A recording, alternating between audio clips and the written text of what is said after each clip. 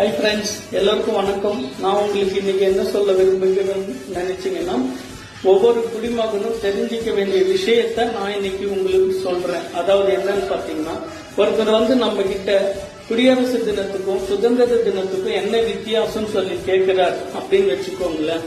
நம்ம உடனே சொல்லிடுவோம், ஆகஸ்ட் 15 சுதந்திர தினம், ஜனவரி 26 குடியரசு தினம் அப்படின்னு ஈஸியா டக்குன்னு சொல்லிடுவோம். ஆனா இதற்கு உண்மையான விஷயங்கள் என்னன்னு சொல்லி பார்க்கலாங்களா? ஒவ்வொரு சுதந்திரத்தை அன்றும் ஆகஸ்ட் 15 அன்று நம்மளோட கொடிய கம்பத்திலிருந்து கீழிருந்து மேல் நோக்கி ஏற்றப்படுகிறது.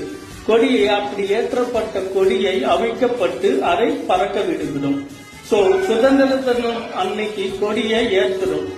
அதுவே குடியரசு தினம் அன்னைக்கு கொடியை பறக்க விடுகிறோம். அது எப்படின்னு பாத்தீங்கன்னா, குடியரசு தினம் அன்னைக்கு ஏற்கனவே நம்மளோட கொடி கம்பத்துல மேல இருக்கும், அதை அவிழ்க்கப்பட்டு அதை பறக்க விட்டுரும். அவ்வளவுதாங்க வித்தியாசம். சுதந்திர தினம் அன்று கொடி ஏற்றப்படுகிறது, குடியரசு தினம் அன்று கொடி பறக்க விடப்படுகிறது. அவ்வளவுதாங்க வித்தியாசம்.